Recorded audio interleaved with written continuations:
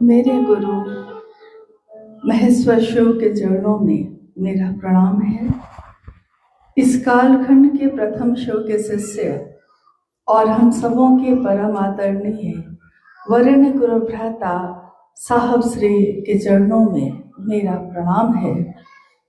शक्ति स्वरूपा माँ नीलम आनंद जी के चरणों में मेरा प्रणाम है और जयपुर के इस हॉल में उपस्थित आप सभी गुरु भाई गुरु बहन के चरणों में मेरा प्रणाम है।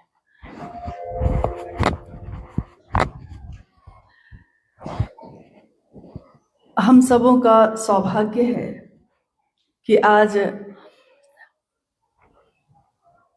जयपुर नगरी में आप सभी गुरु भाई और गुरु बहन से मिलने का सौभाग्य प्राप्त हो रहा है। आज की ये संगोष्ठी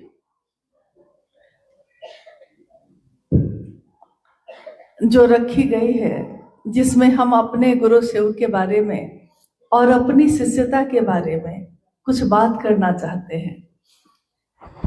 बड़े बड़े कार्यक्रम तो होते रहते हैं जो खुले मैदान में होते हैं और जिसमें काफी ज्यादा संख्या में लोग होते हैं, लेकिन अक्सर हम छोटे छोटे बैठक या संगोष्ठियों का आयोजन भी करते हैं ताकि जिस काम को हम और आप कर रहे हैं उसको समझ कर करें तो उसका परिणाम है। कोई भी काम जो हम अपने जीवन में करते हैं उसको अगर समझ कर और तब करें तो जो परिणाम हम चाहते हैं वो परिणाम मिलता है।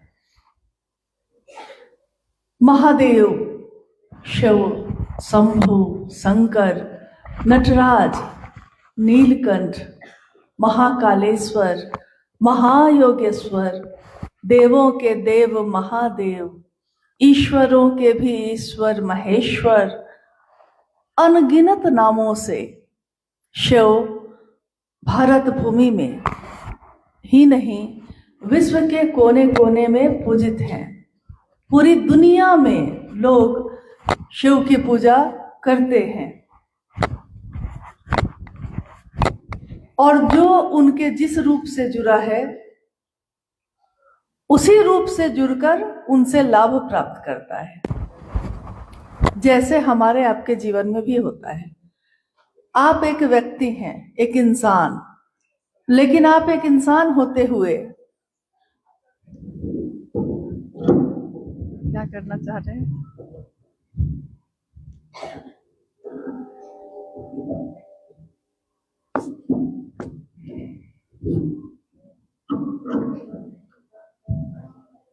छोड़ दीजिए।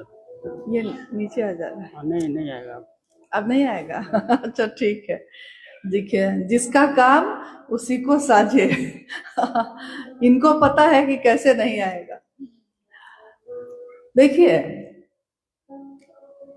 आज जो ये कार्यक्रम 10 बजे से शुरू है और इसमें शिव की चर्चा हो रही है, शिव का भजन भी हो रहा है, शिव के गुरु स्वरूप की बात हो रही है, 3 सूत्रों की बात हो रही है, साहब और दीदी की बात हो रही है और अब कुछ देर में ये आज की जो बैठक है, ये संगोष्ठी है, ये अब समाप्त होगी और हम भी अपने घर को लौटेंगे, आप भी अपने घर को लौटेंगे। लेकिन राजस्थान के कोने कोने में आप ही बढ़ के महादेव का काम विस्तार देंगे। इसलिए हर जगह पे हर तरह की बात नहीं संभव होती। जैसे यहाँ की जो स्थिति अभी चल रही है, हालांकि हम लोग का सौभाग्य ये है कि जयपुर की इस धरती पे साहब श्री का आगमन हुआ और यहाँ उस समय शिव गुरु महोत्सव का आयोजन हुआ जिसमें हजारों लोग शामिल हुए। आज भी उस समय के गुरु भाई गुरु बहन खड़े हैं, अपने गुरु का काम कर रहे हैं। तो आइए आज हम लोग बात करते हैं कि शिव के अनेक रूप हैं। पूजा पद्धति से हम लोग लगभग इन सभी रूपों से जुड़े हुए हैं पहले से ही। पूजा पद्धति यानी प्राचीन समय से जो तरीका रहा है ईश्वर की पूजा का, सबसे पहले समय में, बहुत प्राचीन समय में जब हम ईश्वर की पूजा करते थे तो उस समय तो मंदिर नहीं था, उस समय तो सिंदूर और जल और दूध चढ़ाना चाहिए ये भी नहीं पता था। इंसान उस समय किस तरह पूजा करता था, लेकिन उस समय भी इंसान दुख महसूस करता था, सुख महसूस करता था, कृतज्ञता महसूस करता था। तो वो उस समय उस ईश्वर जो दिखाई नहीं देता उसके लिए अपनी कृतज्ञता व्यक्त करने के लिए वृक्ष की पूजा करने लगा, जल की पूजा करने लगा, फिर अग्नि की पूजा होने लगी, हवा और आकाश की पूजा होने लगी। इसीलिए आपने सुना होगा कि पवन देव हैं, वरुण हैं, जल देवता हैं, यानी अनेक रूपों में अन्य देवी देवताओं की पूजा शुरू हुई।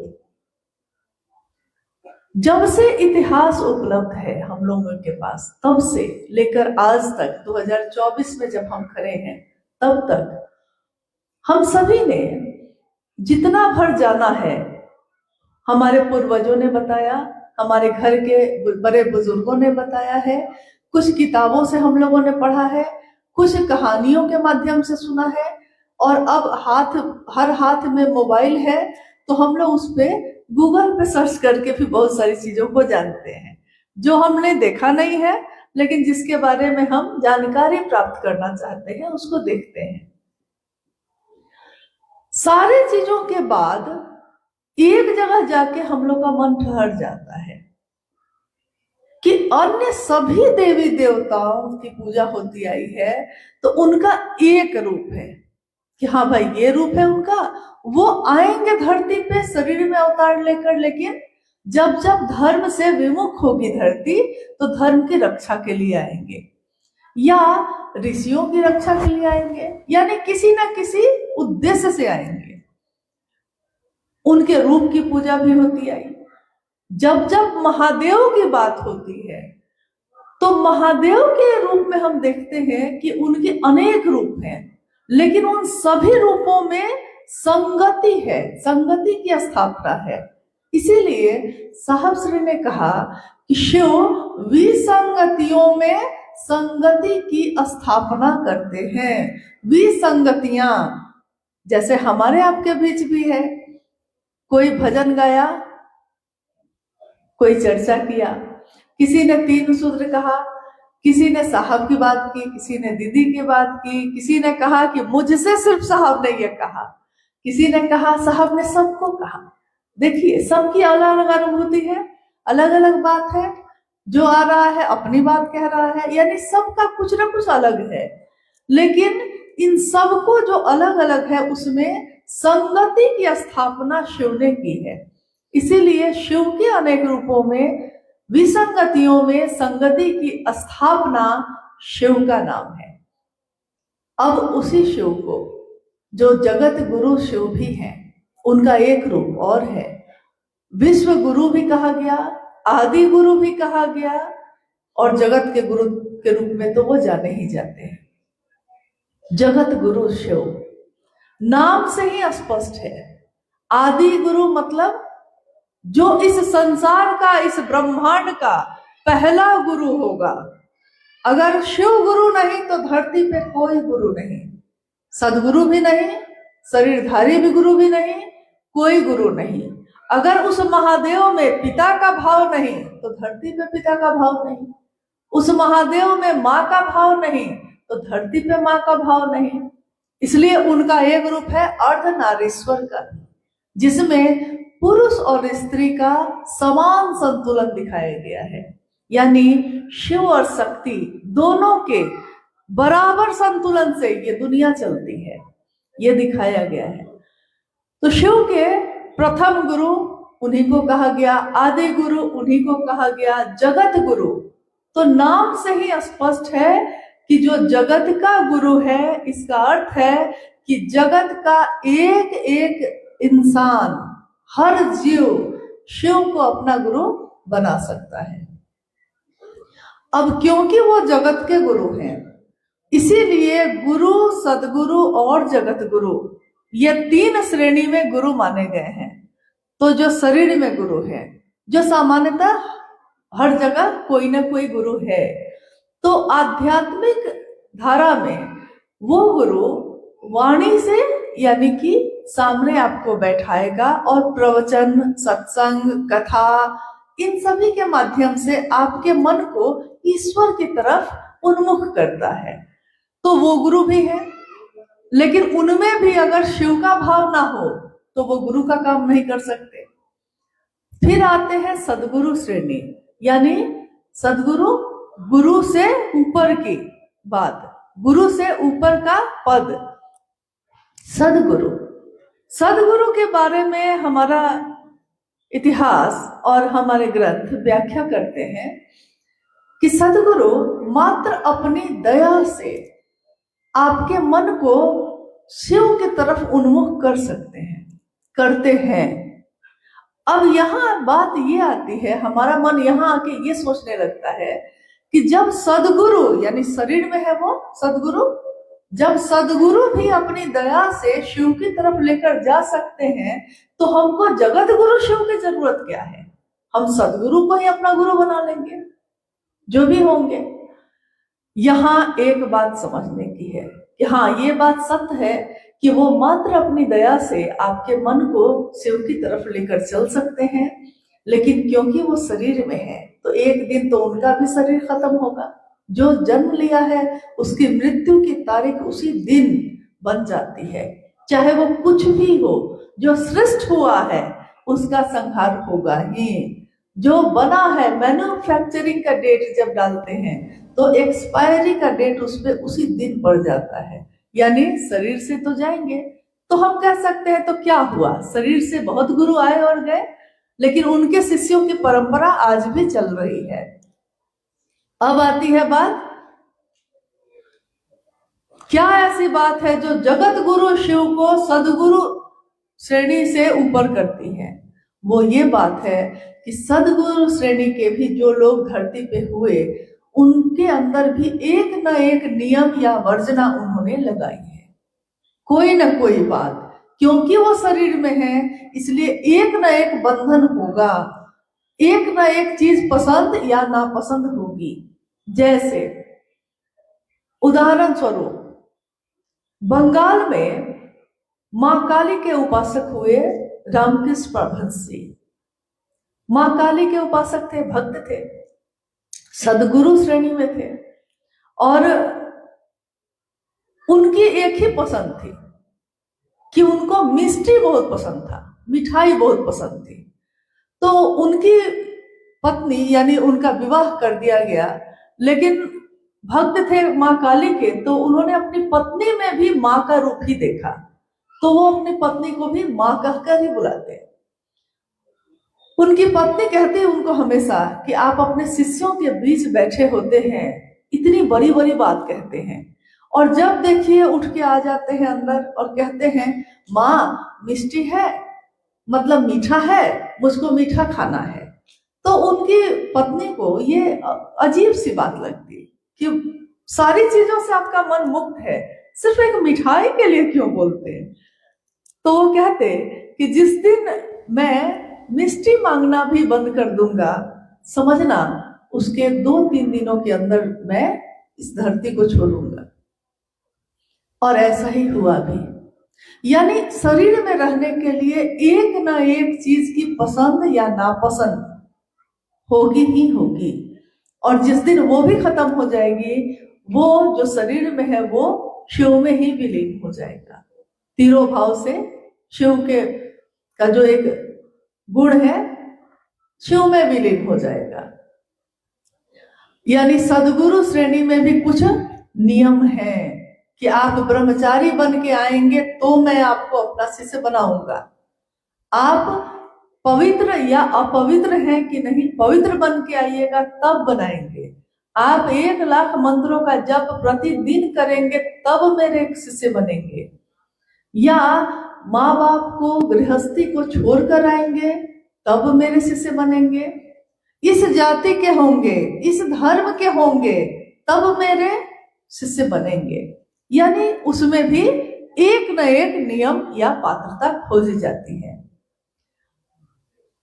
अब अगर एक भी नियम लागू हुआ तो बाकी कुछ लोग तो छूटेंगे। अगर हम कहते हैं कि सिर्फ इस जाति के लोग मेरे शिष्य बनेंगे, बाकी जाति के लोग छूटेंगे, इस धर्म के बनेंगे, बाकी धर्म के छूटेंगे, पुरुष बनेंगे, महिला छूटेगी, महिला बनेगी, पुरुष छूटेंगे नहीं, ब्राह्मण बनेगा, बाकी लोग छूटेंगे, अमीर बनेगा तो गरीब छूटेगा, गरीब बनेगा तो अमीर छूटेगा। यानी अगर एक भी नियम लागू हुआ तो बाकी कुछ ना कुछ लोग छूटेंगे ही। शाकाहारी बनेंगे सिर्फ तो मांसाहारी छूटेंगे, मांसाहारी बनेंगे तो शाकाहारी छूटेंगे। देखिए कोई ना कोई चीज तो होगी जो छूटेगी। लेकिन जगत गुरु शिव की बात जैसे ही होती है तो जगत गुरु शिव यानी एक ऐसी सत्ता जिसके पास जाने के लिए आपको कोई बंधन लगाने की जरूरत नहीं है। बंधन मुक्त करते हैं शिव। सारे बंधनों की जहां समाप्ति हो जाती है, जहां खत्म हो जाते हैं, वहां से शिव का जोन, वहां से शिव की परिधि शुरू होती है। इसीलिए साहब श्री हरिनंदन जी ने कहा कि जब जगत गुरु शिव स्वयं जगत की कुर्सी पे बैठे हैं, जगत गुरु की कुर्सी पे बैठे हैं, तो दूसरी जगह आप क्यों भटक रहे हैं? क्योंकि कहीं ना कहीं तो भटकाव होगा, वो तो नहीं मिल सकेंगे। और जब वो उपलब्ध है तो हम सीधे उन्हीं को गुरु क्यों नहीं बनाए? जैसे हम गए हैं बाजार में दुकान पे और हम कहते हैं कि लाइफ बॉय साबुन बहुत अच्छा होता है। दुकान वाले से हम कहते हैं कि लाइफ बॉय जैसा साबुन है। दुकानदार कहता है कि जब लाइफ बॉय साबुन उपलब्ध है तो आप उसके जैसा क्यों खोज रहे हैं? शिव जैसा गुरु हो जाए। गुरु शंकर रूपिणम, यानी शिव जैसा गुरु। साहब ने कहा शिव जैसा क्यों? जब शिव है तो उसको छोड़कर दूसरे की तलाश क्यों हो रही है?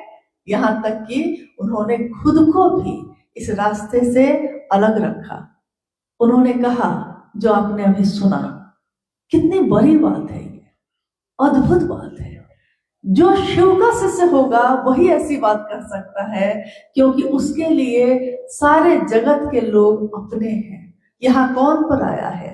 वसुधैव कुटुंबकम, सब अपने हैं, सब तो घर के हैं, कोई पराया नहीं है। उन्होंने कहा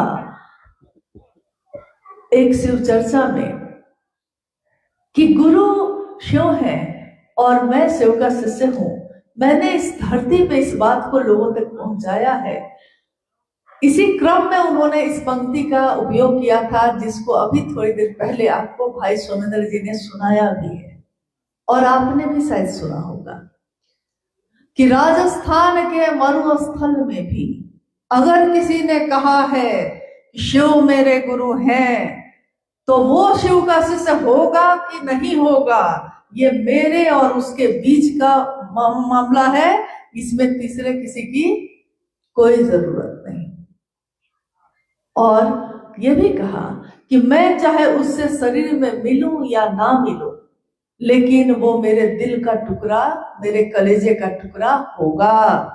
चाहे मैं उससे मिला भी नहीं हूं और शायद मिलूंगा भी नहीं, तब भी वो मेरे कलेजे का टुकड़ा होगा, क्योंकि उसने शिव को अपना कहा है।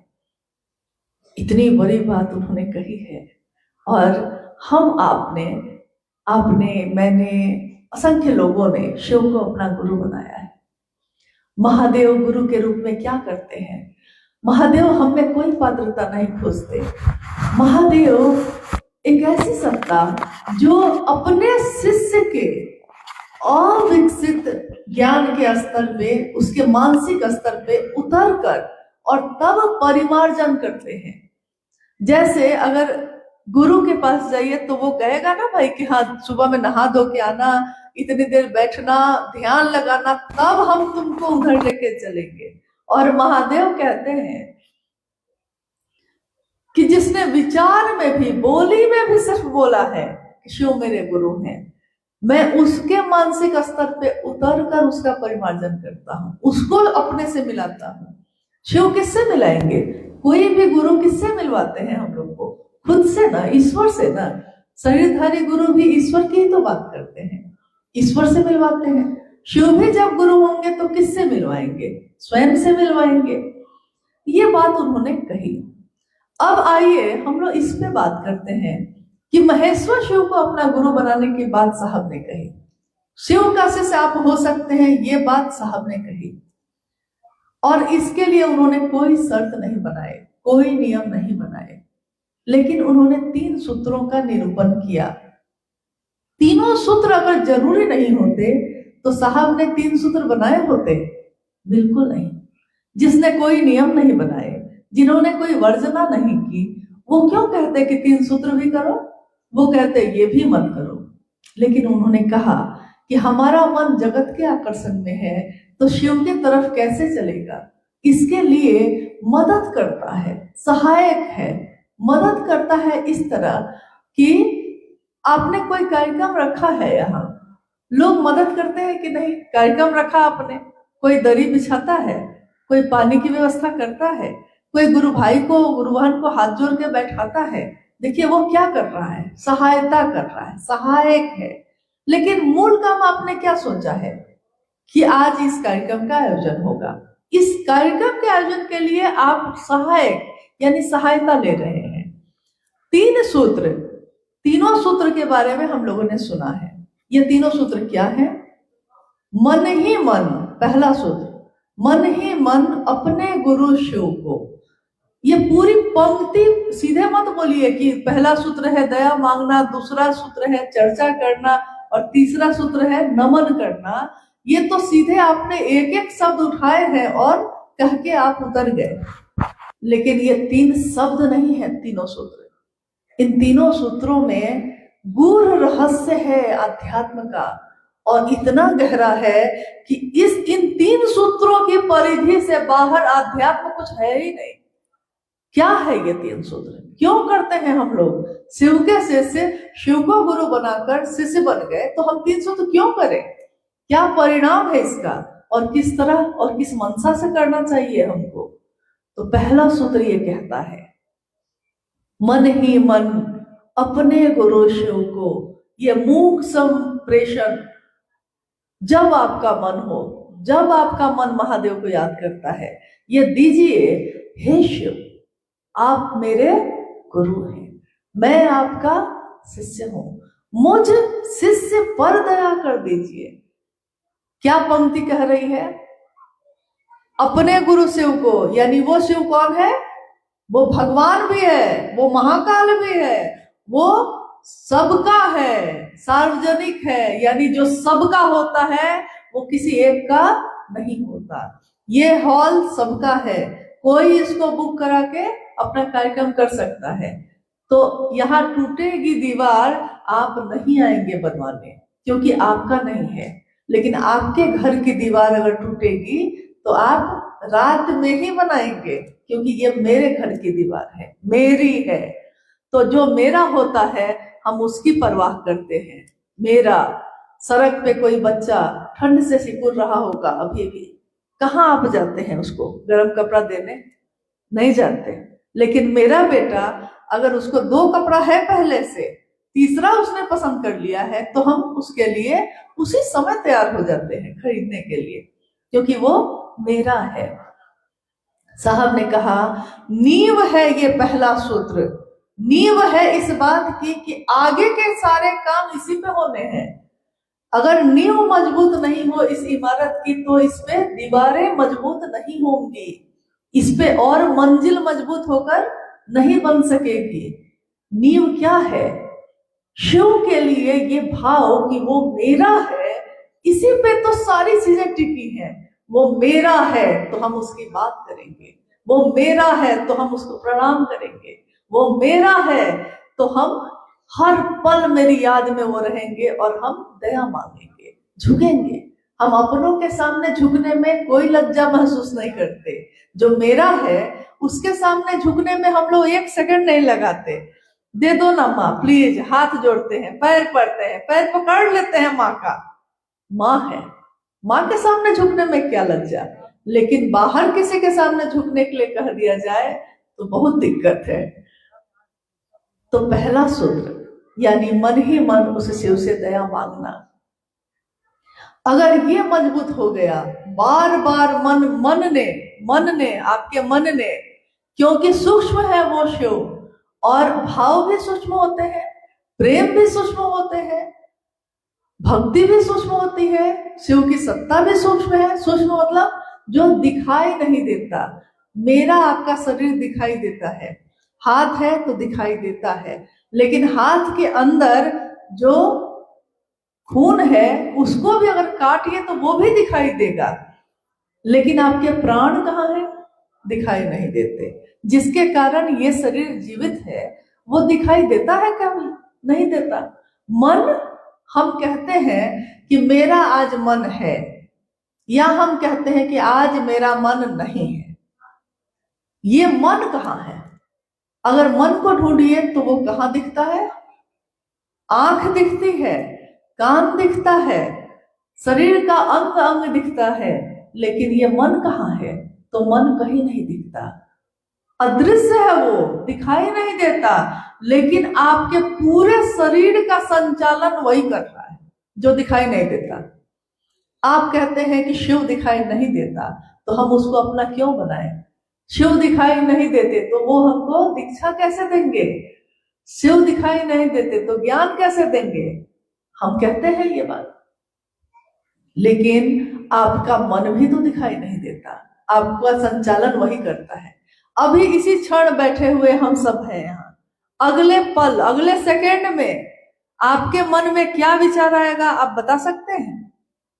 अभी तुरंत एक पंक्ति के बाद हम क्या बोलने वाले हैं हमको भी नहीं पता, आप क्या सोचने वाले हैं आपको भी नहीं पता। तो जब यहां तक पता नहीं कि अगले पल में हम क्या सोचेंगे, मेरा दिल अभी जिसको प्रेम करता है, एक बार कोई आके उसके बारे में कुछ बताता है और तत्क्षण उसी समय उसी हृदय में उसके लिए नफरत पैदा हो जाती है। अभी अभी जिसके लिए जान देने की बात करते थे, एक बात किसी ने आके क्या बताई कि उसी दिल में नफरत पैदा हो गई। यानी आपके दिल पे भी आपका इख्तियार नहीं, आपके भाव, आपके विचार, आपका मन किसी चीज पे विश्वास नहीं, कभी भी बदल सकता है। उसी मन पे जो अदृश्य है, एक मशीन मान लीजिए, साहब श्री ने कहा ये मन क्या है? एक अदृश्य मशीन जो विचारों को पैदा कर रही है लगातार, रुकती ही नहीं। जीवन का हर चीज रुक जाए, लेकिन मन जो विचार पैदा करता है वो नहीं रुकेगा। उसकी तुलना साहब श्री ने की कि ये मन कैसा है जो कभी नहीं रुकता। तो उन्होंने कहा कि एक बंदर को देखा है आपने? बंदर बैठा भी होगा तो हिलता ही रहेगा, खुजलाता रहेगा, कुछ ना कुछ करता रहेगा, पहले ही उसका स्वभाव ऐसा है। और अगर उसको नशा कर दिया जाए, नशा कुछ पिला दिया जाए, पहले से इतना चंचल है और नशे में धुत हो जाए तो वो कैसा करेगा? वैसा ही इंसान का मन होता है। उस मन में अगर ये पहला सूत्र जो है, हे शिव आप मेरे गुरु हैं, मैं आपका शिष्य हूं, मुझ शिष्य पर दया करिए, ये बार बार बार बार बार बार दोहराया जाएगा तो मन पे असर होगा कि नहीं? क्योंकि मन एक ऐसी मशीन है कि उस पे जो विचार चढ़ाइएगा वो उसी को दोहराने लगता है। मैं तुमको प्रेम करती हूँ, अब मन वही दोहरा रहा है। हम उस आदमी को देखना नहीं चाहते, अब मन उसी को दोहरा रहा है। यानी जिस बात का विचार आपने उसमें प्रवेश करा दिया है उसको दोहराया जा रहा है। लेकिन दोहराते दोहराते कहते हैं कि झूठ कहते कहते भी एक दिन सांच बनी आई। झूठ कहते कहते भी एक दिन मन समझने लगता है कहीं ये सच तो नहीं है, और सच समझ बैठते हैं हम, और सच होता भी है। गहरा होना, विचार का ठहर जाना, विचार का गहरा होना, यानी ये बन गया अब क्या? भाव। जैसे पानी कभी जम जाता है तो बर्फ बन जाता है, और कभी अगर गर्मी ज्यादा हो गई या चूल्हा पे चढ़ा दीजिए तो भाप बन के उड़ जाता है। वैसे ही मन में ही ये सारी चीजें हैं, विचार, भाव, प्रेम, सब अवस्था अलग अलग है, चीज एक ही है। उसमें ये बार बार कहना, मुझ शिष्य पर कभी आपने ध्यान दिया है कि हम बोलते कुछ है और सोचते कुछ है और करते कुछ और है, यानी कथनी और करनी में काफी अंतर है। मुझ शिष्य पर दया करिए। हम कहते हैं अपने पति को कि मैं आपकी पत्नी हूं, पत्नी का जो कर्तव्य होता है हम करते हैं, आप भी पति का कर्तव्य निभाइए, यानी पत्नी के भाव से हम कह रहे हैं पति को, तो पति भी पति का भाव दे रहे हैं। जो भाव इधर से वो भाव उधर से। ये मामला तो सब संबंधों में ऐसा ही होता है। माँ है तो बेटा का भाव है, भाई है तो भाई का भाव है, दोस्त है तो दोस्त का भाव है, दुश्मन है तो दुश्मन का भाव है, गुरु है तो शिष्य का भाव है, शिष्य है तो गुरु का भाव है। कहते हैं गुरु की दुनिया में शिष्य के सिवा कोई नहीं और शिष्य की दुनिया में गुरु के सिवा कोई नहीं। अब हम बोलते तो पहले सूत्र में यही है, हे शिव आप मेरे गुरु हैं, मैं आपका शिष्य हूं। बोल तो यही रहे हैं, मैं आपकी बहन हूं, मैं आपकी पत्नी हूं, मैं आपकी भाई हूं, मैं आपकी दोस्त हूं, मैं आपकी दुश्मन हूं, मैं आपकी शिष्य हूं। तो बाकी सभी संबंधों में हमको ये समझ है कि जो बोले हैं उसी भाव से खड़े भी हैं, लेकिन शिष्य बोलते तो हैं और खड़े किस भाव से हैं? क्या शिष्य भाव से खड़े हैं, गुरु से सीखने के लिए खड़े हैं, या गुरु के अनुशासन में रहने के लिए खड़े हैं? नहीं।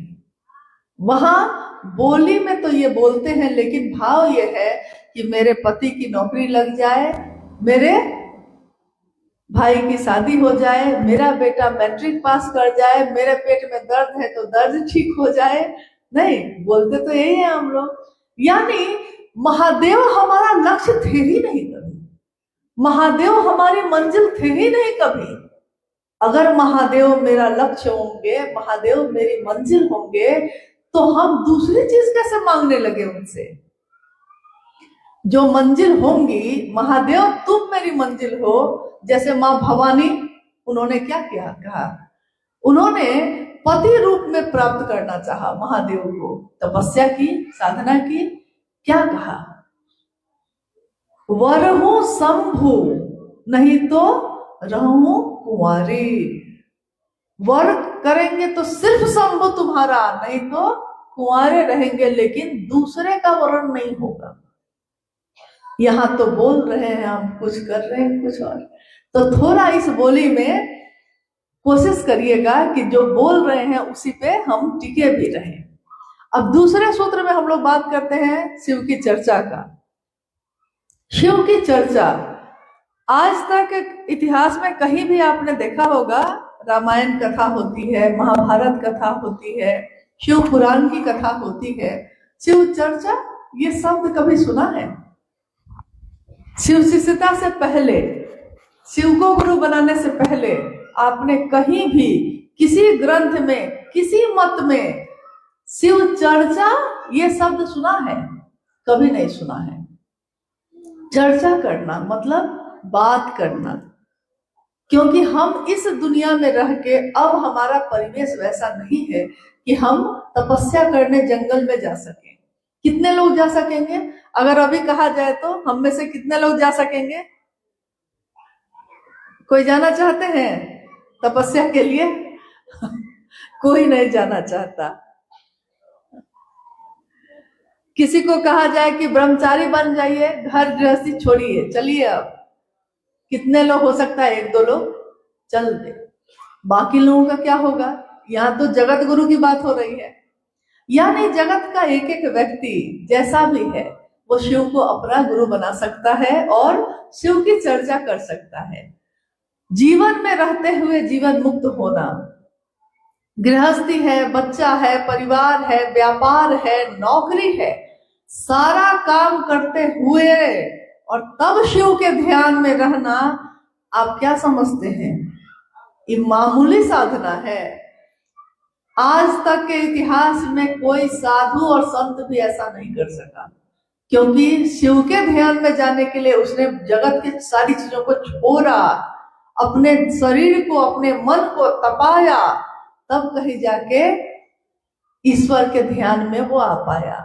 लेकिन सुबह उठ के आप एक तरफ दुकान भी खोलते हैं, काम भी कर रहे हैं, सारे स्टाफ को देख रहे हैं, घर में खाना भी बन रहा है, सफाई भी हो रही है, कपड़ा भी धुल रहा है, और सारे काम करते हुए भी महादेव नहीं भुला रहे हैं।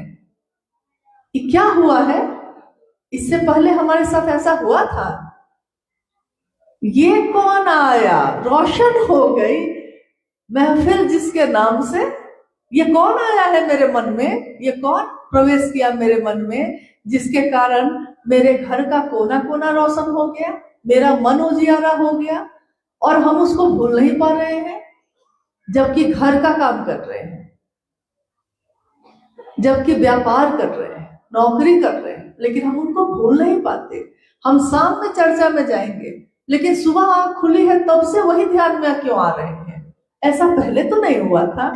नहीं, पहले तो हमारे दिल की हालत ये नहीं थी कि आंख खुली है तो दूसरा सारा काम करते हुए भी ध्यान में वही आ रहा है कि जाएंगे शाम में, लेकिन याद तो सुबह से ही है, जाएंगे कल, लेकिन सोते समय भी याद उसी की है, जिसकी नींद में भी शिव अवस्थित है, ऋषि उसे ही कहते हैं।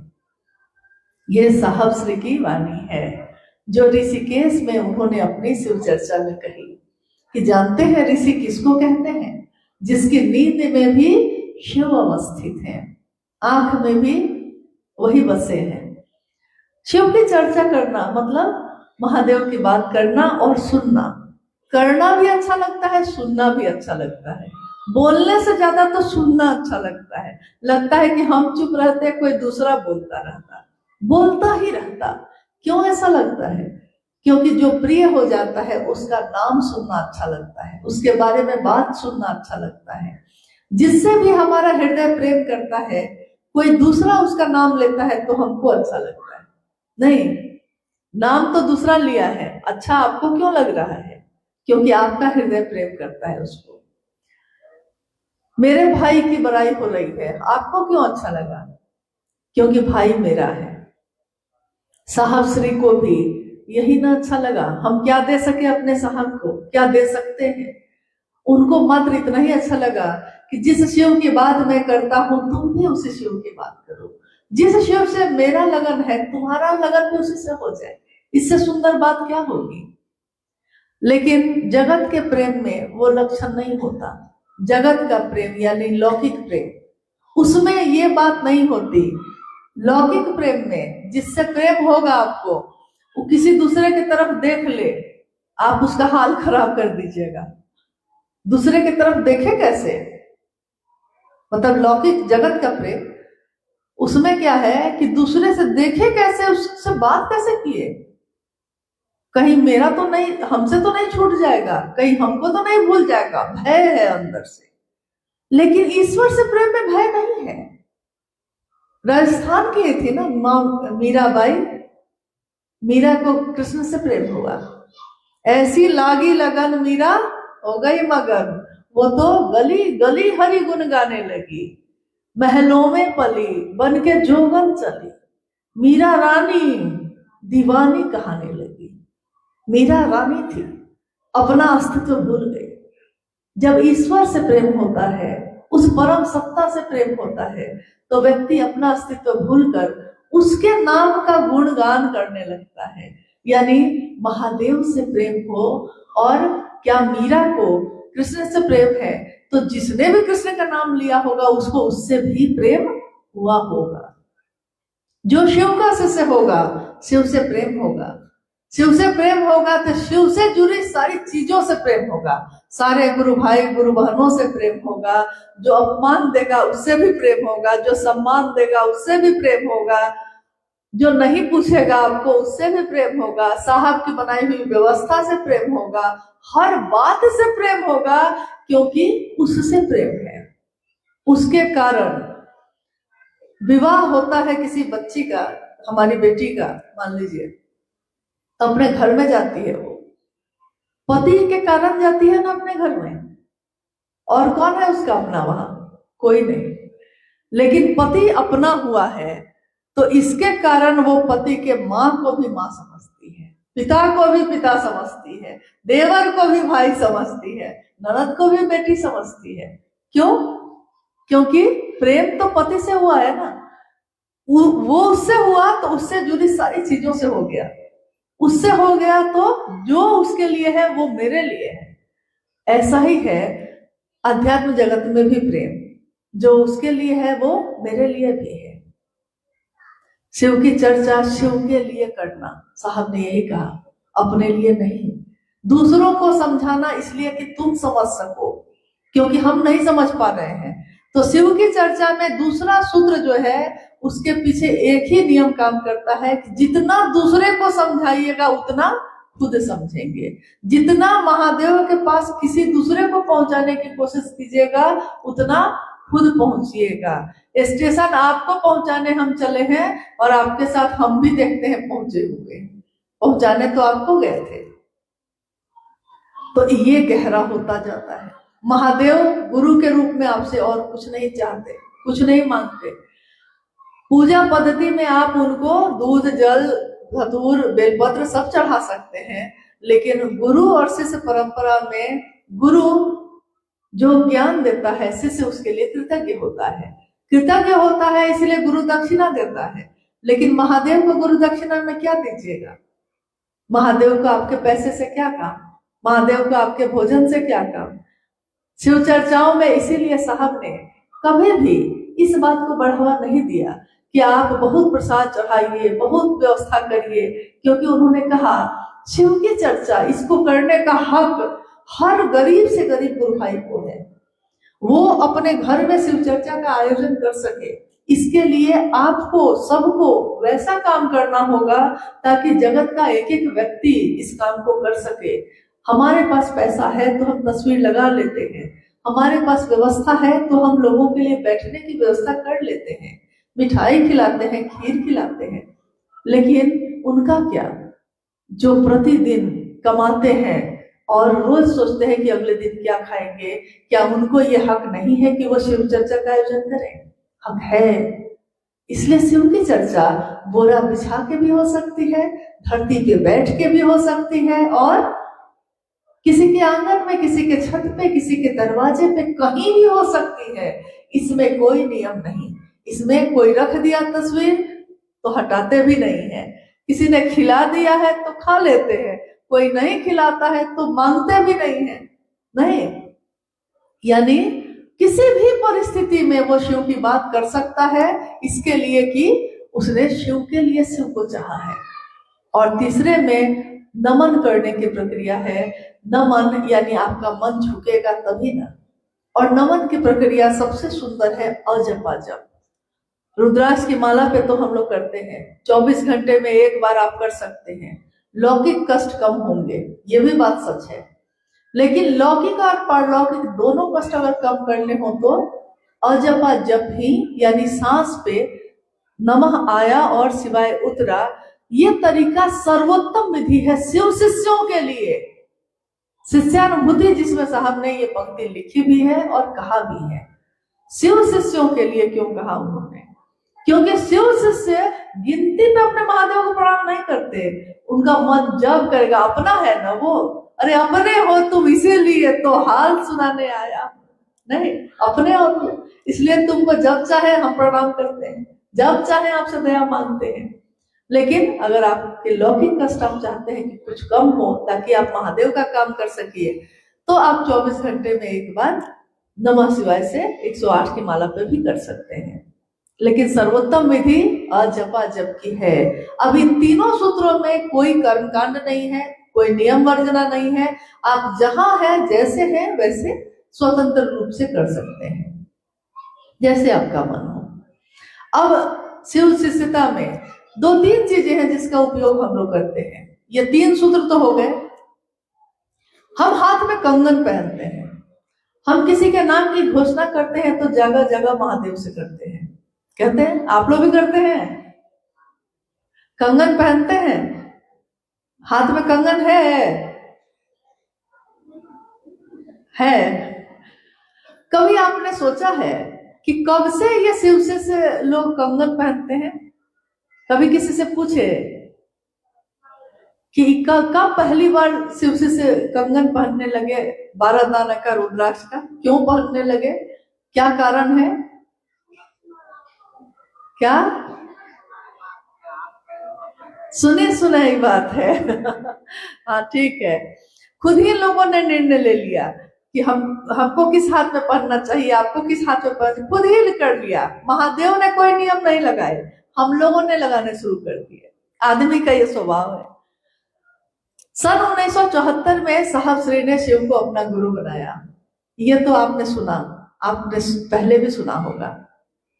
आरा एक जिला है बिहार में। आरा जिला के कोई है यहाँ? अच्छा है, एक दो लोग हैं, ठीक है। वहीं के शमशान भूमि में उस समय साहब श्री पटना में लॉ कॉलेज में कानून की पढ़ाई करते थे और प्रतिदिन रात्रि में शमशान साधना में जाते थे।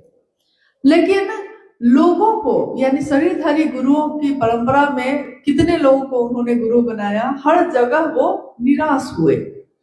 ये आपने अभी सुना है, शिवशिष्टता की पृष्ठभूमि में आपने सुना भाई सुरेंद्र जी से कि हर जगह हताश और क्लांत हुए, हारा हुआ मन, पूरी तरह टूटा हुआ मन। कल्पना करिए कि अगर हम पानी में डूबने लगे और कोई सहारा नहीं हो हमको। लोग कहावत कहते हैं कि तिनके का भी सहारा होता है, और वो तिनका भी आपके पास नहीं हो और हम पानी में डूब रहे हैं, तिनका भी सहारा नहीं है। उस समय आपके मन की अवस्था क्या होगी? वैसी ही ना अवस्था उस दिन साहब के पास थी। पिछले 14 वर्षों से उन्होंने अनेक लोगों को अपना गुरु बनाया। हर जगह छल मिला, हताशा मिली, निराशा मिली, और टूटे हुए मन से, बिना विश्वास के, बिना किसी श्रद्धा के, नफरत थी गुरु के नाम से। उन्होंने कहा कि आप तो फिर भी महादेव पे थोड़ा श्रद्धा रखते हैं, विश्वास है आपको, मुझको तो कुछ भी नहीं था, क्योंकि गुरुओं ने बड़ा ठगा था, मुझको छला था। तो मैंने उस मन से शिव को अपना गुरु बनाया। और गुरु बनाकर जब वो लौटे सन 1974 में, तो उन्होंने मां नीलम आनंद जी को पत्र लिखा, जिसमें उन्होंने लिखा कि नीलम, मैंने शिव को अपना गुरु बना लिया है, तुम भी शिव को अपना गुरु बना लो। मां नीलम आनंद बहुत आनंदित हुई, मेरे पति को एक ठौर मिला, महादेव मिले, इससे सुंदर बात क्या होगी। बड़ी प्रसन्न हुई। फिर जब वो लौटी और उसके 2-3 वर्षों के बाद ही, बीच में ही सन 1974 में ये घटना हुई है, और सन 1975 यानी 1 वर्ष के बाद ही नमः शिवाय वाली घटना हुई, जो आपने अभी सुना है। ध्यान से सुने हैं आप लोग कि नहीं सुने थे? नमः सांस के साथ, यानी हवा के साथ नमः सांस पे चढ़ा और शिवाय उतर गया। ये घटना हुई, यानी साविधि।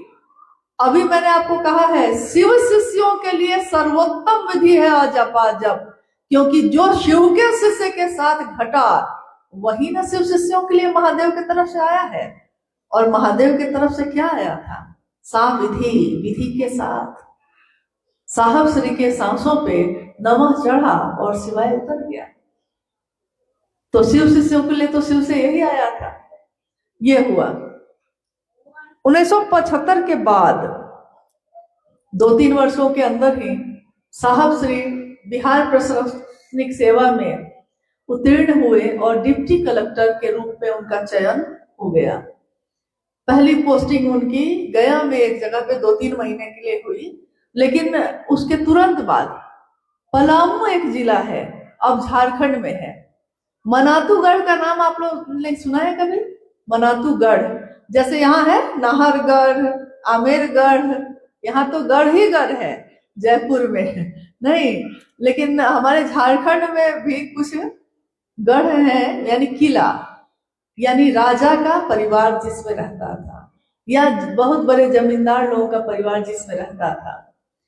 मां नीलम आनंद जी का जन्म स्थान मनातूगढ़, ये आज पलामू जिला में है और ये पलामू झारखंड में है।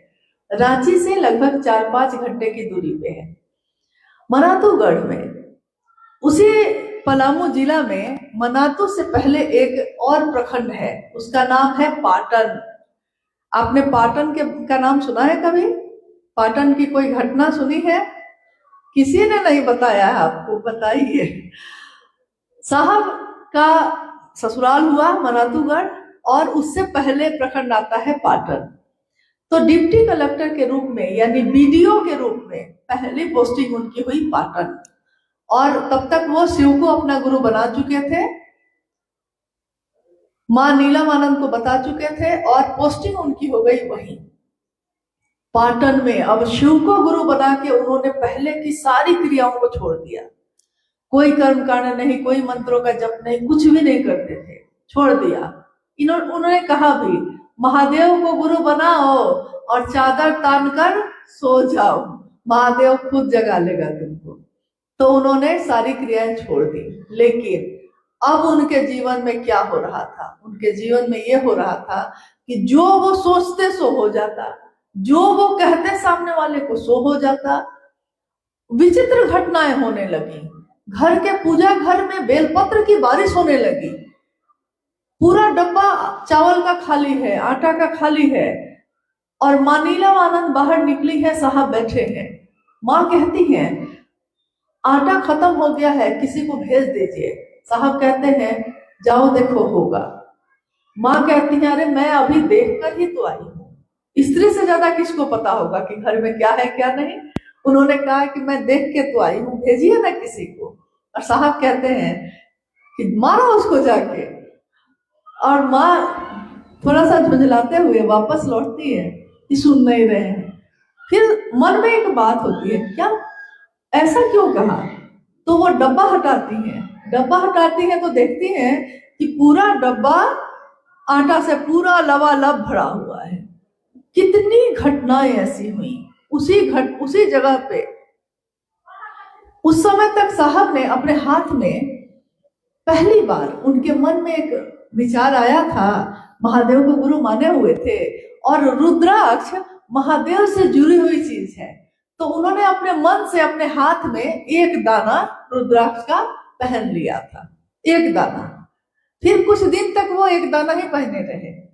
कुछ समय और बीत गया, फिर उनके मन में आया कि 11 पहन लेते हैं, क्योंकि महादेव का एक और रूप है, एकादश रुद्रात्मिकता जो ताकत है उनकी, रुद्र यानी जीव को रुलाकर मुक्त करने की जो ताकत है उनकी, उनका एक रूप है एकादश रुद्रात्मिकता शक्ति। तो उन्होंने ये सोचा मन में कि महादेव के 11 की जो अंक विज्ञान में 11 की गणना है, तो हम 11 रुद्राक्ष मान लेते हैं। तो उन्होंने अपने हाथ में 1 से में और 10 शामिल किया और हो गए 11। तो उन्होंने 11 दाने पहनने शुरू किए। उसी पाटन में एक घटना घटती है। रात हो गई है, रात के 9 बज रहे हैं। 9 बजे रात में अचानक दरवाजे पे खटखटाहट हुई। मां नीलमानंद और साहब वहीं सामने बैठे थे, तो उन्होंने आगे बढ़ के दरवाजा खोला, देखा कि एक साधु खड़े हैं, लेकिन बाहर पूरी तरह अंधेरा है और वो साधु जो खड़ा है उसके पूरे शरीर में रोशनी है। मां नीलमानंद के मुंह से अनायास निकला उस समय कि आप इस समय यहां क्या कर रहे हैं? ये कोई समय है आने का? मतलब 9 बजे, और पाटन तो गांव ग्रामीण क्षेत्र था, तो 7-8 बजे तो लोग अपने दरवाजे को बंद करके सो जाते थे। शहर में ना लोग जगे रहते हैं, गांव में तो आज भी लोग जल्दी सो जाते हैं। मां नीलमानंद जी ने कहा साधु से, आप यहाँ क्या कर रहे हैं? जाइए कल आइएगा। साधु ने कहा घबराओ मत, मैं अपना ही आदमी हूं। और यह कह के जो बरामदे में बेंच थी रखी हुई उस पे वो बैठ जाते हैं। और मां नीलमानंद खड़ी है, तब तक साहब भी आके खड़े हो जा रहे हैं, कौन है? और वो साधु उनसे तरह तरह की बात करने लगता है। उस बात को करते करते कुछ बातें जो उन्होंने की उस दिन, उसमें एक बात उन्होंने ये भी कही कि रुद्राक्ष का दाना पहने हो तो 12 पहनो, साहब ने कहा कि 12, तो माँ नीलम आनंद जी ने कहा कि रुद्राक्ष का दाना तो नहीं है हम लोग के पास, ये तो 11 पहने हुए हैं, लेकिन और दाना तो है नहीं मेरे पास। तो साधु ने अपने बाएं हाथ के में जो रुद्राक्ष का कंगन पहना हुआ था, उन्होंने दोनों हाथ में था, तो बाएं हाथ वाले में दाहिने हाथ से जोर से ऐसे रगड़ा, तो वो टूट गया। टूटा, उसमें से एक दाना निकालकर उन्होंने दीदी के हाथ में दे दिया और 11 जो दाने थे वो अपनी झोली में डाल लिए और कहा कि तुम लोग जाओ जाओ, अंदर जाओ, बाहर अंधेरा है। माँ नीलम आनंद उनको कहने लगी कि नहीं नहीं, आप आइए, बैठिए, लेकिन उन्होंने कहा कि जाओ ना तुम, अंधेरा है बहुत बाहर। और जैसे ही वो पलटती है तो देखती है कहीं कुछ नहीं है, पूरा अंधेरा है और कोई साधु नहीं, कुछ भी नहीं। वही दाना साहब ने अपने कंगन में फिर शामिल किया, 12 दाने का कंगन। और उसके 2 वर्षों के बाद उन्होंने देखा कि शिव पुराण में लिखा है कि रुद्राक्ष के दाने अगर हाथ में कलाई में आप धारित करिए तो 12 दानों का करना चाहिए, क्योंकि वो एक विज्ञान है। 12 राशि, 12 ज्योतिर्लिंग, इस 12 सूर्य इस विज्ञान पे आधारित है। ये घटना कब की है? सन 1981 की। 81 से ही धीरे धीरे फिर बाकी सारे शिव केसे से जैसे जैसे साहब के संपर्क में आते गए और कलाई में कंगन पहनने लगे। अब आप कहिएगा क्या कंगन पहनने से कोई शिव का शिष्य होता है? तो नहीं, कंगन पहनने से नहीं होता, वो तो उसका मन ना शिव का शिष्य होगा। कंगन मदद करता है आपको शिव शिष्य होने में या शिव की चर्चा करने में। जैसे दिल्ली में, यहाँ आने से पहले दिल्ली में जहां मेरी बेटी पढ़ रही थी, जब उस प्रांगण में हम गए तो एक व्यक्ति जो सिक्योरिटी गार्ड का काम कर रहे थे खड़े थे और अनायास मेरी नजर चली गई हाथ पे, हाथ में कंगन था और मेरे मुंह से निकला गुरु भाई है क्या? और वो हंसते, हाँ जी मैं गुरु भाई हूँ, आप कैसे जाने? और वो भी पहचान गया, मतलब पहचान गए तो उनको भी आश्चर्य लगे कि हम वहां कैसे हैं। देखिए क्या रिश्ता बनाइए। ये कंगन है, शिव के शिष्यों के लिए ये एक परिचय है और ये देखकर हम समझ जाते हैं कि कोई शिव के रास्ते पे चलने वाला आदमी है। मेरा गुरु भाई है, मेरी गुरु बहन है, हम भी आपके गुरु बहन है। मतलब देखिए क्या रिश्ता बनाया साहब ने कि हाथ में कंगन देखकर एक तो ये भाव जग जाता है। दूसरा, कोई ऐसा व्यक्ति जिसने शिव को गुरु नहीं बनाया है वो आपके हाथ में देखकर पूछ बैठता है कि आप कंगन पहने हैं रुद्राक्ष का, आप क्या तपस्वी हैं, क्या साधु हैं? पूछने लगता है साधु ही है आप? और हम कहते हैं कि ना हम लोग तो गृहस्थ हैं। गृहस्थ आश्रम में रह के हम सभी शिव शिष्यों ने शिव को अपना गुरु बनाया है और जगत के एक एक व्यक्ति ने बनाया है शिव मेरे गुरु हुए हैं। और ये कहते कहते हम लोग शिव चर्चा शुरू कर देते हैं। यानी इतनी सुंदर बात, इसके लिए मदद मिलती है। शिव का काम करने में कंगन मदद करता है, जैसे तीनों सूत्र मदद करते हैं। अब आप लोग की कोई जिज्ञासा है, और भी बहुत सारी बातें हैं, लेकिन समय का थोड़ा अभाव तो रहता ही है। एक दिन में तो सारी बात हो नहीं सकती है। मुझको लगता है कि शायद आप में से बहुत ऐसे लोग होंगे जिन्होंने ये जाना ही नहीं, साहब दीदी के जीवन को नहीं जाना है, शिव शिष्यता कैसे आई ये नहीं जाना, क्यों शिव के शिष्य कंगन पहनते हैं, क्यों शिव के शिव अजपा जप करते हैं, क्यों शिव के शिष्य गली गली घूमते हैं, क्या मिलता है? एक डिप्टी कलेक्टर को क्या मिलता था ये करके? राजघराने की बेटी राजमने नीलम आनंद को क्या मिलता था ये करके? ये कभी जानने की कोशिश करिए, लोगों से बात करिए, पूछिए।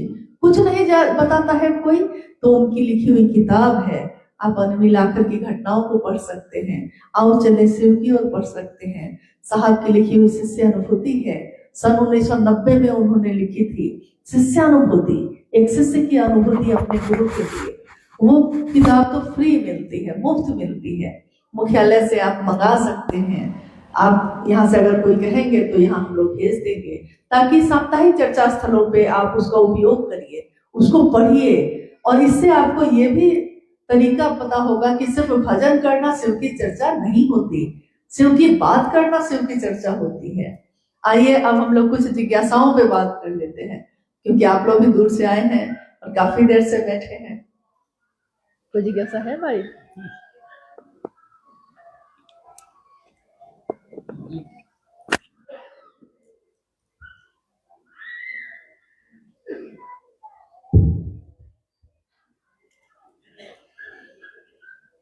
जिज्ञासाएं जो स्थानीय गुरु भाई गुरु बहनों के द्वारा आई है, जिज्ञासाओं का समाधान इस मन से शब्दों में तो हो गया है, लेकिन एक जिज्ञासा सामूहिक है। कुछ लोग शिव चर्चा में भिन्न भिन्न देवी देवता का भजन गाते हैं, जबकि साहब ने कहा है शिव चर्चा में चर्चा करने के लिए, समझाने पर नहीं समझते। क्या किया जाए जिससे गुरु कार्य जयपुर ही नहीं पूरे राजस्थान में तेज हो, कृपया बताया जाए। गुरु कार्य कैसे तेज हो? जो जिज्ञासा अभी पढ़ी गई आपने सुना। जिज्ञासा ये है कि बहुत जगहों पे गुरु भाई गुरु बहन सभी देवी देवताओं के भजन गाते हैं शिव चर्चा के आयोजन में, मतलब शिव चर्चा रखी गई है उसमें। अभी जितने लोग आप लोग उपस्थित हैं, आप में से किन्हीं के यहाँ ऐसा होता है? अगर होता है तो थोड़ा हाथ उठाइएगा। आप लोग सब कोई भजन गाते हैं? खूब भजन? थकते हैं कि नहीं? और शिव चर्चा नहीं करते हैं? शिव चर्चा 1, भजन 4।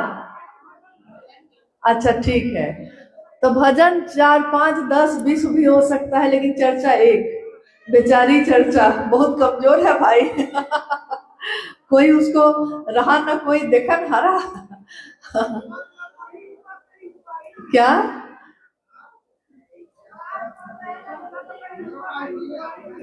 अच्छा ठीक है, देखिए एक बात ये भी हो सकती है, मतलब ये आप लोग बताइएगा कि क्या ये बात सच है। होता क्या है कि शिव को कोई आया है हमसे बात करने, महादेव को गुरु बना लीजिए, हम उसकी बात सुन के महादेव को गुरु बना लिए, लेकिन उसके बाद तो उससे भेंट हमको हो नहीं रही है। तो गुरु बना के शिव दया मांगना, चर्चा करना, नमन करना, ये तो सुन लिया हमने, लेकिन गुरु बना के चर्चा हम करेंगे क्या, बोलेंगे क्या, ये तो बताया नहीं। तो होता क्या है कि नई नई जगहों पे शुरू में इसमें थोड़ी दिक्कत ये होती है कि उसको पता ही नहीं है कि हम क्या बात करें।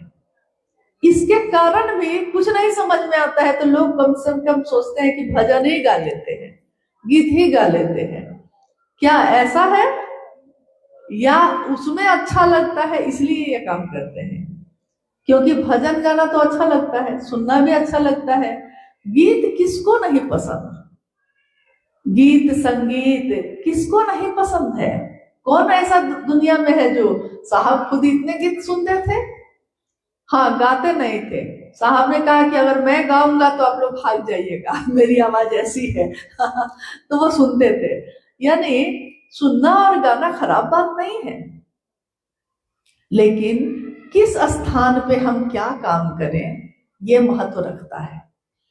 हम डॉक्टर से अपने शरीर की चिकित्सा कराने जाते हैं, तो क्या वहां बैठ के हम भजन गाते हैं? नहीं गाते। क्या वहां हम अपने घर की बात करते हैं? नहीं, डॉक्टर सुनेगा ही नहीं। वो कहेगा कि तुम हो पेशेंट, हम हैं डॉक्टर। तो बस डॉक्टर, पेशेंट बन के आए हो, पेशेंट बनो, बीमारी बताओ, दवा लिखते हैं, खाओ और जाओ। नहीं, स्कूल में बच्चा गया है पढ़ने, अब उसके माँ बाप क्या करते हैं, किस राज्य से आया है, क्या खाता है, क्या पीता है, मास्टर को उससे क्या मतलब? यानी वहां भी काम नहीं चलेगा। कभी कभी आयोजन होते हैं, जैसे शिवरात्रि का आयोजन हम लोग करते हैं, उसमें हरा भोला हरा शिवा का संकीर्तन होता है, 1.25 घंटा, 3 घंटा, 5 घंटा लोग करते ही हैं। लेकिन उसकी भी गरिमा होती है, उसमें भी देह हाथ छोड़ के नाचने नहीं लगते हैं। यह गुरु का मंच है, ये गुरु की जगह है। मंच मतलब ये नहीं समझिएगा कि ये जो मंच बना है मतलब यही मंच। मंच वो भी होता है जो आपने अपने घर में चादर बिछाई है ना, और कहा है किसी को कि आइए यहाँ बैठ के महादेव की बात करिए, तो वो अब जगह है गुरु की, और गुरु की जगह पे बैठ के शिष्य गुरु की बात कर रहा है। तो क्या वहां अनुशासनहीन होना संभव है? स्कूल में जाके मास्टर के अनुशासन में विद्यार्थी रहता है कि नहीं? डॉक्टर के पास जाके पेशेंट अनुशासन में रहता है कि नहीं? कहीं भी जगह के अनुसार ना आप व्यवहार करते हैं। आप सामान खरीदने गए हैं, आपको नृत्य बहुत पसंद है, गीत बहुत पसंद है, लेकिन दुकान पे गए आप सामान खरीदने, उसको गीत थोड़े ही सुनाने लगते हैं? नहीं। हाँ, अपने घर में कुछ हो रहा है तो हम गीत गाते हैं, नहीं है? यहाँ का राजस्थान का घूमर घूमर घूमर विश्व में प्रसिद्ध है। ये नृत्य विश्व के में मतलब ये नृत्य होता है। घूमर बहुत खूबसूरत है, यहाँ की संस्कृति है ये। लेकिन कब होता है? सुबह से रात तक तो नहीं करते लोग। जब उसका समय हो, जब उसका आयोजन हो, तभी ना। तो वैसे ही जगह और स्थिति, स्थान, काल, पात्र, ये सब देखते हुए ही हम लोग कोई भी काम करते हैं। तो स्थान, काल, पात्र क्या है? स्थान शिव के चर्चा का स्थल। पात्र कौन है? आप और हम जो हम बैठे हैं। और बात किसकी कर रहे हैं? महादेव की। काल क्या है? वो समय, यानी शिव चर्चा का समय। तो उस समय हमको वो करना होगा जो हमारे वरेण्य गुरु भ्राता ने हम लोग को कहा है। शिव की चर्चा में क्या करना? शिव की चर्चा करना, शिव की बात करना। हाँ, बीच में लगातार बात सुनते सुनते लोगों का मन थोड़ा भर जाता है, नहीं समझ पाते हैं। जैसे आपने देखा होगा कि आदमी का दिमाग जो है 45 मिनट से ज्यादा कोई बात को ग्रहण नहीं कर पाता। इसीलिए क्लास में देखते होंगे 45 मिनट बाद 10 मिनट का ब्रेक रहता है। किसी भी क्लास में 10 मिनट का ब्रेक देता है। कारण यही है कि 45 से 50 मिनट तक तो वो दिमाग रिसीव करता है, उसके बाद उसको ब्रेक चाहिए, उसको थोड़ा समय चाहिए। तो शिव चर्चा का आयोजन जब होता है तो बीच में कभी कभी एकाध भजन होते हैं, ऐसा नहीं कि नहीं होते हैं। लेकिन 2 चर्चा 3 चर्चा हो गई है तो एक भजन कर सकते हैं, वो भी जरूरी नहीं है। अगर आपको लग रहा है ऐसा तब करिए। बाकी शिव चर्चा में जो साप्ताहिक चर्चा सब होती है, 2-3 घंटे का समय बहुत है। 2 से 3 घंटा, 2 घंटा है या बहुत हुआ तो 3, 2-3 घंटे में साप्ताहिक चर्चा खत्म कर दी जाती है। क्यों? क्योंकि उसमें शामिल होने वाले गुरु भाई गुरु बहन अपने घर को भी देखते हैं, अपने परिवार को भी देखते हैं, अपने बच्चों को पढ़ाते भी हैं। परसों ही एक गुरु भाई बोले कि कुछ गुरु बहन लोग मिलना चाह रही हैं, तो हम बोले सुबह 9 बजे बुला लीजिए। उन्होंने मेरे सामने फोन लगाया और गुरु बहन ने कहा कि 9 बजे नहीं आ सकेंगे हम, क्योंकि हम बच्चे को पढ़ा रहे हैं। तो मैंने कहा कि नहीं, छोड़ दीजिए, मत बुलाइए। क्यों? सही बोल रही है वो, क्योंकि उनको शिव चर्चा भी करनी है, शामिल भी होना है, लेकिन अपने बच्चे की परवरिश भी करना उनका दायित्व है। साहब श्री ने जो शिव के शिष्य इस कालखंड के इतनी बड़ी जगह पे रहे, उन्होंने डिप्टी कलेक्टर की ड्यूटी भी की 10 से 6, अपने परिवार को देखा, अपने बच्चों को भी देखा। ऐसा तो नहीं कि सड़क पे छोड़ दिया किसी को, लेकिन उन्होंने अपने गुरु शिव का भी काम किया। महादेव का काम करने के लिए हमने शिव से कही अपनी मजबूरियां। हम लोग महादेव से अपनी मजबूरी कहते हैं महादेव को कि महादेव मेरे पास समय नहीं है, हाँ हम व्यस्त रह गए, क्या करें, सब कुछ तो हो पाता है, महादेव का काम नहीं हो पाता। मैंने शिव से कही अपनी मजबूरियां, शिव को लेकिन ये सारे बहाने लगे। मैंने महादेव से कही अपनी मजबूरियां, मैंने शिव से कही अपनी मजबूरियां, शिव को लेकिन ये सारे बहाने लगे। और दुनिया कहती है अरे महादेव को छोड़ो ना, अपना काम देखो। तो शिव का शिष्य थोड़ा भी अगर जुड़ा है ना तो वो कहेगा कि शिव से एक पल में कैसे बिछड़ जाए हम, जिनसे मिलने में हमको जमाने लगे, जमाना लग गया तब कहीं जाके महादेव मिले हैं, और आप कहते हैं कि उनसे बिछड़ जाए, उन्हीं को छोड़ दे। हम उन रिश्तों को भी नहीं छोड़ते जिन्होंने हमें सिर्फ दुख दिया है, फिर भी हम उन रिश्तों को नहीं छोड़ते, फिर भी हम उनको ढूंढते हैं और मिलने पे आह्लादित होकर गले से लगाते हैं, जबकि उन्होंने तकलीफ दी है, नफरत दी है। और महादेव ने तो करुणा बरसाई है, महादेव ने तो दया बरसाई है।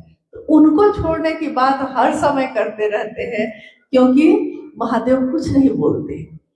भाई को छोड़ेंगे तो वो बोलेगा ना, परिवार को छोड़ेंगे तो बोलेगा, पति को छोड़ेंगे तो तलाक लेना पड़ेगा, लेकिन महादेव को छोड़ने में क्या है? महादेव है क्या? जब मन किया पकड़े, जब मन किया छोड़े। और महादेव छोड़ दे तब महादेव की दुनिया में हम रहते हैं। ये पूरी दुनिया किसकी है? मेरी, आपकी? किसने बनाई इस दुनिया को? हॉल को किसी ने बनाया होगा, लेकिन धरती को किसने बनाया? हवा को किसने बनाया? ये अग्नि, ये आकाश, ये जल, सब कुछ किसने बनाया? जो महादेव की बनाई हुई चीज है वो बेशकीमती है, उसकी कोई कीमत ये दुनिया नहीं लगा सकती, और ना वैसी चीज बना सकती है। बेशकीमती है हर वो चीज जो महादेव ने बनाई है, लेकिन क्योंकि वो मुफ्त में मिल गई ना हमको, इसलिए हम उसकी कदर नहीं करते। महादेव भी बैठे बैठे मुफ्त में मिले ना, तो हम लोग कहते हैं कि समय होगा तो करेंगे। ये दर्द पूछिए साहब हरिंद्रानंद जी से, जिनको कितनी पीड़ाओं से गुजरने के बाद महादेव मिले, इसलिए उनके नजर में अपने गुरु की कद्र है। और क्योंकि उन्होंने हमको आपको उस पीड़ा से बचा लिया, उस कांटों की चुभन से बचा लिया, इसलिए हम लोग उसकी कद्र नहीं कर रहे। हम कहते हैं हमारे पास समय नहीं, और महादेव के पास अगर हमारे लिए समय ना हो तब क्या होगा? महादेव को कैसा लगता होगा? आपकी संतान आपको कल अगर उपेक्षित कर दे तो आपको कैसा लगेगा? और महादेव को हम उपेक्षित करते हैं और ये भी नहीं सोचते कि उनको कैसा लगता होगा। कभी तो थोड़ा सोच लीजिए, कभी तो थोड़ा उस दर्द को महसूस करने की कोशिश करिए जो साहब और दीदी ने भोगा है, जिससे वो गुजरे हैं। इसलिए निवेदन करते हैं हम लोग कि महादेव की चर्चा में कम से कम उस घर को छोड़ दें। महादेव की चर्चा में ये नृत्य और लगातार भजन ऐसा ना करें आप, क्योंकि कलंकित होंगे शिव। लोग ये नहीं कहते कि कमलावती दीदी के चर्चा में ऐसा हुआ, सुशीला दीदी के चर्चा में ऐसा हुआ, कोई ऐसा कहता है क्या? लोग कहते हैं शिव चर्चा में ऐसा होता है। अभी दिन में एक गुरुभान है जिन्होंने कहा कि मेरे घर में एक महिला आती है जो काम करती है, तो उन्होंने कहा है कि शिव चर्चा में ऐसा है ना कि जब हम लोग यहाँ कुछ होता है तो हम लोग शिव चर्चा वालों को बुला लेते हैं, 2 घंटा वो लोग थोड़ा भजन वजन गा देती हैं और पैसा ले देती हैं और चली जाती हैं। और मैंने उनको कहा कि अच्छा हुआ, या शायद उन्होंने सुना ही होगा, साहब ने इस बात को ना सुना इन कानों से। क्या गुजरती होगी उन पे, उन्होंने हम सबका परिचय क्या बनाना चाहा और हमने अपना परिचय क्या बना लिया। उन्होंने तो चाहा कि लोग आपको हमको देखें और कहें कि शिव के शिष्य जा रहे हैं, और हम लोगों ने अपना परिचय बना लिया कि शिव चर्चा वाले जा रहे हैं। अभी भी समय है, इस जीवन में कम से कम अपना परिचय तो ऐसा बनाइए कि कहीं से गुजरिए, किसी से बात करिए तो उसको शिव याद आए। और व्यापार करने के लिए, कमाने के लिए बहुत काम है।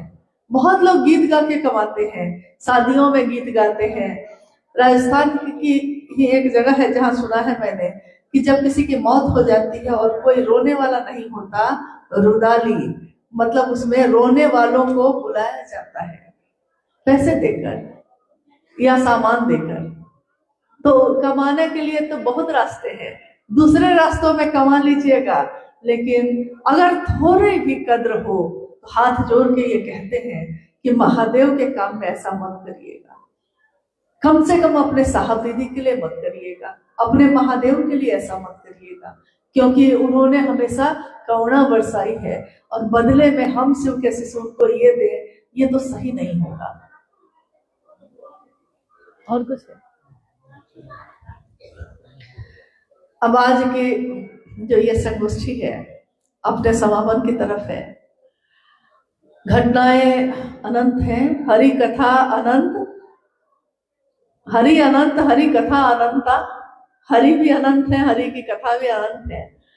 शिव की दुनिया में शिव की बात भी अनंत है, असीम है, और साहब और दीदी की बात भी असीम है। कितना भी उनके बारे में जानिएगा कुछ छूट ही जाएगा, क्योंकि हर बात तो नहीं जान सकते। शिव के तत्व को नहीं जानते, शिव शिष्य के तत्व को नहीं जानते, लेकिन जितना भर जानते हैं, जितना हमने सोचा है, जाना है, उतने भर में ही हम कहते हैं कि हम उनको बस प्रणाम कर सकते हैं और कुछ नहीं कर सकते। तव तत्वम न जानामि, हे शिव आपके तत्व को हम नहीं जानते। तव तत्वम न जानामि कि दृश्योसी महेश्वर, हे महेश्वर आप कैसे दिखते हैं, आपके तत्व को हम नहीं जानते। नहीं, या दृश्योसी महादेव तादृशाय नमो नमः। आप जैसे दिखते हैं देवों के देव महादेव, आप जैसे हैं जो हैं, हम आपको इन आंखों से नहीं देख पाते। आप हैं कण कण में, लेकिन इन आंखों से तो आपको हम देख नहीं पाते। तो आप जो हैं जैसे हैं, हम सब आपको प्रणाम करते हैं। और इस धरती पे जो राजस्थान की इतनी खूबसूरत धरती है, आप यहाँ बसे हैं, आपने इसको अपना घर बनाया है, और अपने घर को हम लोग सुंदर से सुंदर बनाना चाहते हैं, सजाना चाहते हैं, रोशनी से, सजावट से, रंगोली से, फूलों से। और हम सबों की कामना है, और हमारे साहब और दीदी की कामना भी है कि राजस्थान के हर कोने में, हर जगह पे, क्योंकि जोधपुर से भी गुरु महान है और भी जगहों से, अहमदाबाद से मैं देख रही हूँ कि है, तो जहां भी हम रहते हैं, हम उसके कोने कोने को शिव शिष्यता से सजाएं, शिव की बगिया बनाएं। अलग अलग फूल तो हैं, हम लोग अलग अलग फूल है ना, कोई गुलाब का है, सुगंध देता है, कोई दुर्गंध भी देता है, कोई कमल का फूल है, कीचड़ में खिलता है, और कोई गुलाब की तरह डालियों में कांटों के ऊपर चढ़ के खिलता है।